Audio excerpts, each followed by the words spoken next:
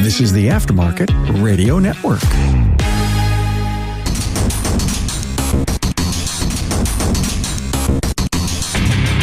Welcome, everyone, to yet another episode of Diagnosing the Aftermarket A to Z. I'm Matt Fanslow, and fitting for this episode, I think, is a quote. We can't retract the decisions we've made. We can only affect the decisions we're going to make from here. I'll elaborate more after we get a word from our sponsor, NAPA Autotech Training. So, are you looking for the right training provider that offers cutting-edge courses to hone your automotive skills?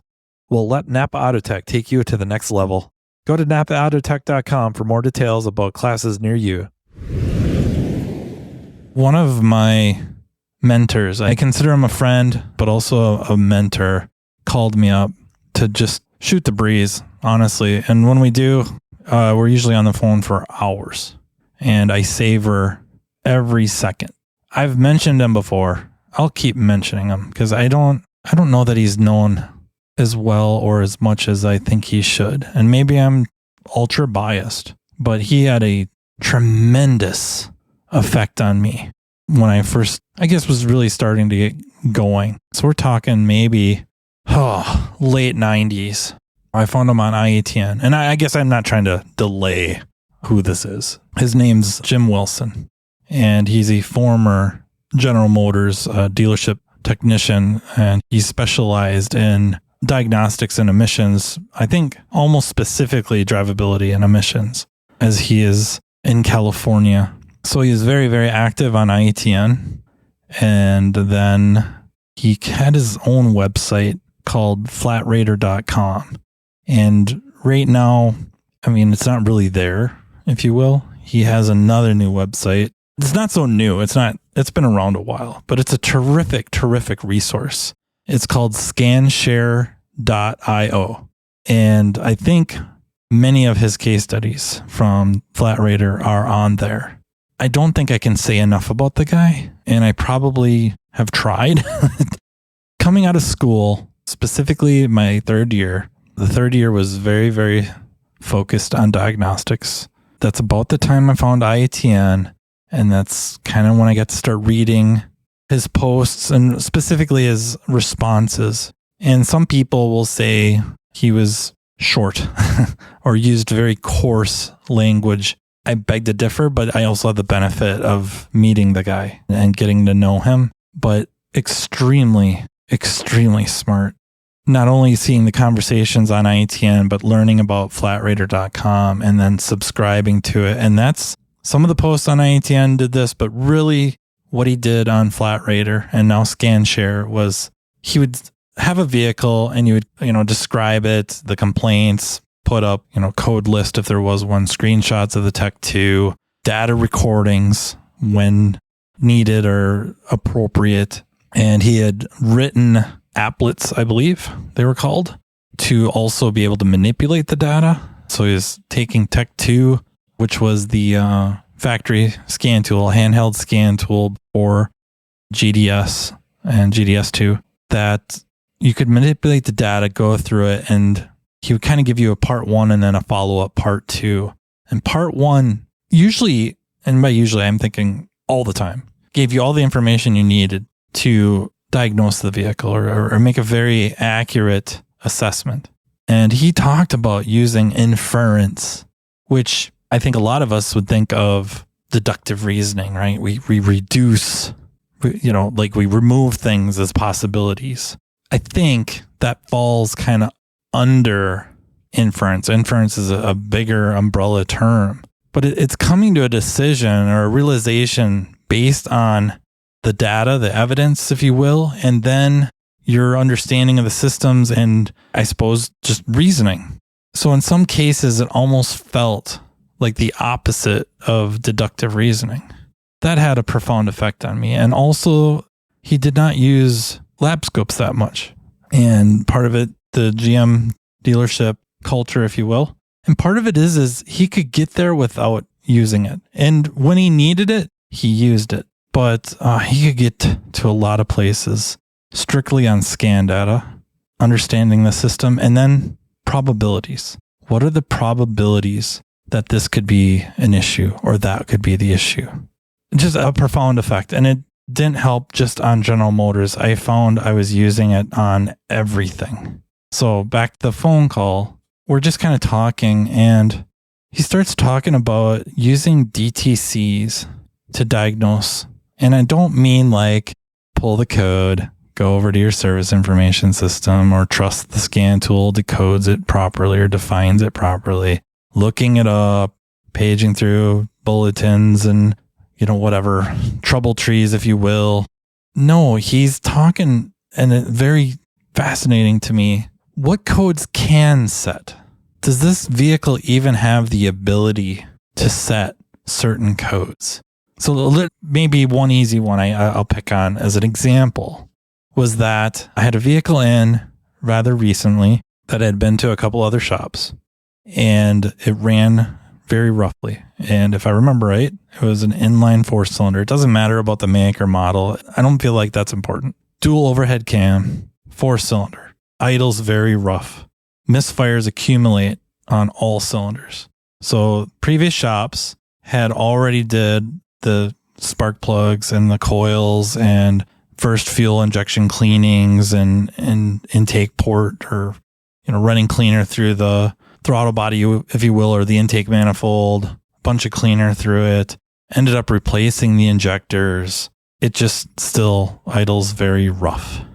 One of the interesting comments the customer had made when they dropped the vehicle off and having the stack of invoices from the other shops, and the stack, I'm not trying to exaggerate. It's not like this big stack. It was like 2 or 3 invoices. So they had made this comment that nobody thought it could be a timing chain or timing belt. In this case, I'm almost positive it was a chain. It couldn't be the timing chain because it didn't set any codes. There's no DTCs in it. There's just P0300 would come back. I think you can already see where I'm going with this, or should. This vehicle did track the intake cam, but for whatever reason, they did not have a sensor on the exhaust cam, and they didn't phase the exhaust cam. This thing had an EGR. It was watching the intake cam. It did not have the ability to set an exhaust cam fault or timing fault, cam crank correlation specifically to the exhaust cam. So I'm hoping you've already kind of starting to figure out where I'm going with this. The exhaust cam was retarded. It was basically getting EGR all the time. Specifically too much at idle. The fact that cam timing was ignored because it did not set a DTC for it, and so then it's just ignored, not even considered. That's kind of interesting. And we could beg on them all you want, but we get spoiled, right? Car after car after car, we start getting spoiled. This car is running rough. There's no check engine light. Check engine light's not flashing. There's no P0300 type codes. So it must not be misfiring. It's so easy to fall into that trap. It doesn't set a DTC, so that's probably not what's wrong. In a lot of cars, that is 100% viable. But it's interesting to find yourself looking through code lists to find out what kind of DTCs is this system capable of setting. That's how he thinks. And when he said it, it makes perfect sense. And then what do you catch yourself doing? On harder problems, more difficult problems, you start paging through what kind of DTCs can this vehicle, this system really, not the vehicle, what DTCs can this system set? And sure, my example, we could have looked at a wiring schematic or honestly a good visual inspection and seen that there was no cam sensor on the exhaust. But sometimes it's just not that easy, right? Sometimes they do have the sensors, but they don't have the algorithms for whatever reason. Or they don't work the way we think they work. NAPA Autotech training sessions are being conducted day and night in a town near you. This training caters to every level within your organization, be it a mechanical assistant, a mechanical specialist, a technology specialist, or a driver safety calibration specialist. Imagine a one-stop shop training partner in NAPA Autotech that will lead your team to a path to greatness. Autotech's entry-level Build-A-Tech classes convert the untapped potential of your new hires into money-making mechanical specialists. Autotech's higher-level tech update classes introduce specialists to the world of ever-changing technologies, which prevents your shop from getting technologically stagnant. Remember, if you're not moving forward, you're falling behind. And turning to the front of the store, the Autotech Service Advisor class is an awesome way to hone your client advocate skill set, ultimately benefiting the customer through an improved vehicle repair experience. But it doesn't stop there. Imagine an electric vehicle class that takes your specialist well past the mundane, yet necessary safety topics. Well, it's here. Autotech's EV Ready training is a week-long curriculum that takes participants through a hands-on experience involving hybrids and electric vehicles. The session kicks off with the use of PPE and proper tooling while touching on required OSHA regulations. Then, the students dive into the lab vehicles to gain knowledge of the common high-voltage components on EV and hybrid vehicles and their function. Attendees will be taken on a path exposing them to different electric vehicle manufacturers to compare component form and location. Additionally, information about Level 1 and Level 2 charging systems will be included, along with a quick look at DC to DC charging.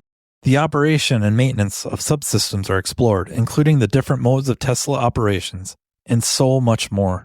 So what are you waiting for? Commit to taking your business to the next level with NAPA Autotech training. We get caught with stuff that was taught years ago. And one of them would be like circuit codes versus performance codes.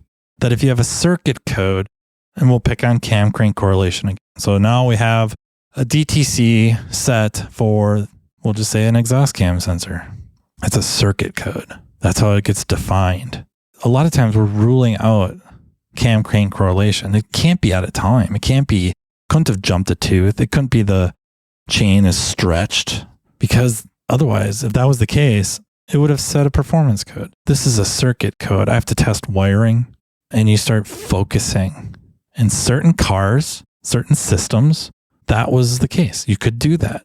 But if you look at the code set criteria, if you can dig around and find it, you may find out this circuit code sets when it's expecting a certain voltage change at a certain time. So if it counts, we'll just BS numbers, hypothetical. If it sees 6 pulses from the crankshaft sensor, it expects to see a change from low to high on a cam sensor. And in this case, the exhaust cam sensor. And this is just a hypothetical. So if cam timing's off a tooth, which could be 11 degrees, 14 degrees, depending on teeth, that switch doesn't occur when it's expected, or it occurs long before or after. It's not when it wants. It's not within that window that it's looking for the voltage switch. So it sets a circuit code. How many people, how many techs have been down the rabbit hole, and maybe not super deep, but they've chucked a part at it or 2 or 3. How many hours have been spent perusing wiring, just trying to go through it with a fine-tooth comb? How many sensors have been chucked? How many PCMs or ECMs have been slammed? This thing sets a circuit code. This is a pretty powerful diagnostic technique. And granted, managers and bosses sometimes don't really see the value of you sitting at your computer, paging through a code list. But I think if you give some of these examples, they should see the value in that this is time well spent. And maybe you don't have to look every single DTC you can set, but the ones pertaining to the system or circuit, if you will, of what you're looking at, this can save you a ton of time. You can also use it to try to prove certain logic. Is this capable of setting a circuit code? And on a modern vehicle, it's pretty rare we run into a system that won't set some sort of DTC if you unplug it. But still, maybe it can't. We can't assume anything anymore. But it's worth looking, or taking and pulsing something low through maybe a test light, proving the module's ability to monitor the circuit. It's a really, really interesting way of looking at things, and adding that to your process and adding that to your strategy, right? Strategy-based diagnostics. I know that's a term coined by GM, but that's really what we're doing. We're coming up with our own strategies. What's possible? And this will lead hopefully into an episode I'll get to record with Rich Falco that I've been looking forward to. I got to get time. Hopefully our schedules align. That I think we can take this idea and go in a little bit different direction, but I think it holds water. Another example is communication codes. And It's somewhat rare, but you can get burned by this. There are certain modules. The example I have was a radio. It's on a network, and a full-blown network, like a CAN network. And not like, it was body CAN. But the radio in this case really didn't send information anywhere. It was just monitoring. And really, I suspect the only thing it was monitoring was maybe a wake-up signal, but honestly, I think it was just vehicle speed for the adaptive volume or speed adjusting volume. So when the radio is not working and I can't talk to the radio, there should have been a red flag that, one, this can't even set a U code for the radio. That was a clue. And I mean, luckily I didn't throw parts at it. Luckily I didn't go too far down a rabbit hole, but I could have. It would have been so easy. Radio's not working. Can't talk to it. I could have easily slammed a radio in this thing and not fixed it. Just looking at a wiring diagram, there wasn't enough information just on the wiring schematic to make the call. All the radio was doing was watching for vehicle speed. It served no other purpose. I mean, the radio itself did for audio, but on the network, it wasn't really part of anything. And so, luckily, this is after I'm talked to Jim, that it just kind of occurred to me, before I go ripping this radio out and get numbers off of it. I ended up ripping the radio out for testing, but ripping the radio out to get numbers off to order one. I'm thinking, I wonder if this thing can set communication codes, because I didn't have one. I didn't have any. And maybe this is a weak example, but I think it is. I think it definitely pertains. It's that type of philosophy.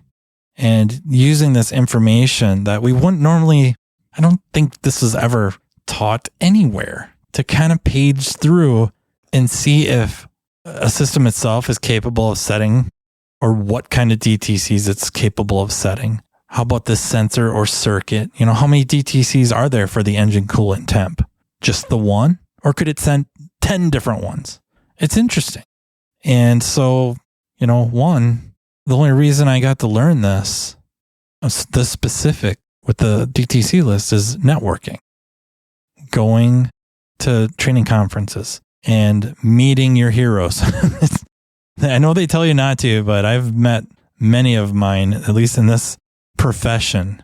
I've only been let down like 12 or 13 times. So that's pretty good. No, just kidding. I've never been let down. They are always so much better than you would ever expect as people. And then you just find out you thought they were pretty smart. And then, yeah, they're way smarter than you thought they were, which means they're way smarter than you.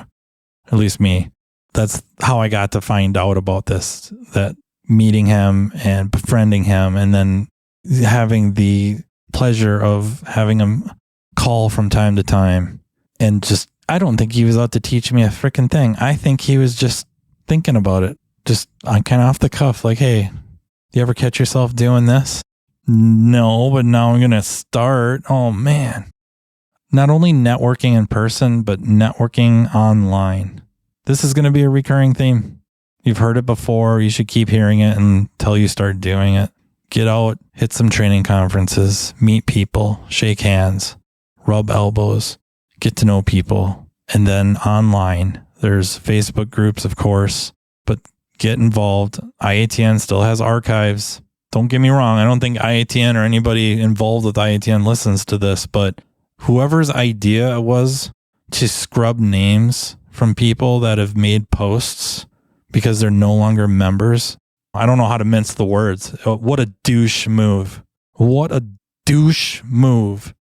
They posted it on there. I'm sure it's not legally theirs, but that's their intellectual property. They deserve that credit. So if they're not members anymore, they don't get to have their name in italics or a special color, but they still made that contribution and they deserve that recognition. They deserve their name associated with that information. So that being said, I still think ITN, all those archive posts and conversations with some extremely smart people is well worth the money and time to check out and read through. And Diagnostic Network is another resource that's extremely valuable.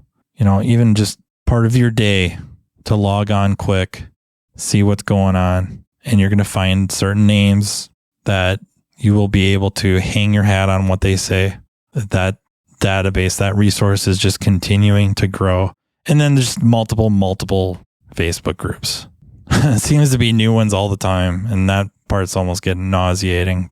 But there's other ones that are just absolutely borderline required membership or joining. Membership implies you've paid to be in there, but you really are doing yourself a disservice by not joining those groups. So I can make a very strong argument that social media is evil, maybe not by itself, but there's some very, very nefarious things with social media, and they're horrible. Horrible. On the flip side, there are some terrific resources. So I think if you can keep your wits about you, joining them is, like I said, it's just almost borderline required. One of them is the automotive HVAC technicians. I have learned so very much from that. An episode or two ago, I think I talked about the UV beast. That's where I learned about it. And there's so much more, and stuff that you thought you knew, thought you had a pretty good grasp on. Yeah, you didn't. Chad Austin and I spoke about that in our episode. So, that's just such a good one. I think there's another one like the Automotive Insight Network. That's an extremely good one. I guess I could go on and on and on, to be honest. There's quite a few. AutoMD is another one that comes to mind. I could keep going on. And then there's kind of like the HVAC one. There's ones that are specialized. So European cars, specific car lines. I think there's more broad ones like automotive technicians. Sometimes there's some really, really good content. Sometimes they kind of go sideways. But these are very valuable resources. And if you can pick a few that are up your alley, hopefully you can contribute a little bit, and then also learn their search functions. Just a terrific resources. So yeah, I hope you kind of see where I'm going with that. I hope you check out ScanShare.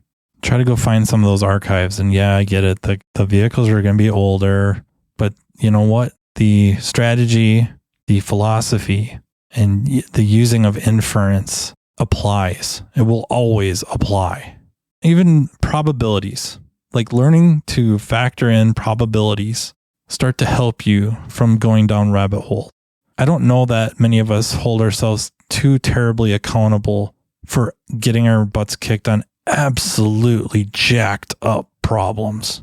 But ones that we turn into big deals that weren't jacked up problems, I think we're a lot harder on ourselves. And I think using probabilities helps avoid that. Reading that stuff from Jim from flatrater.com and finding a lot of the content he has shared and commented on and posted about on IATN and I believe Diagnostic Network is so very well worth your time and money. See if you can get your shop's owners or managers to help with the membership fees. It should be really no different than service information or training. So if they're going to be paying for your online NAPA Autotech training, they should also consider helping with your memberships to IATN, Diagnostic Network, etc., ScanShare.io. It's well worth the money if you put forth a little bit of the time and effort to make use of it. So that is how I will leave you. Thank you very much for listening. Like usual, if you got ideas for subject matter in the future for upcoming episodes, or you would like to be on the podcast, please don't hesitate to send me an email or give me a message. My email is mattfanslowpodcast@gmail.com. I would also like to thank our sponsor, NAPA Autotech Training, and the Aftermarket Radio Network. So until next time, take care. You've been listening to Matt Fanslow, diagnosing the aftermarket A to Z on the Aftermarket Radio Network.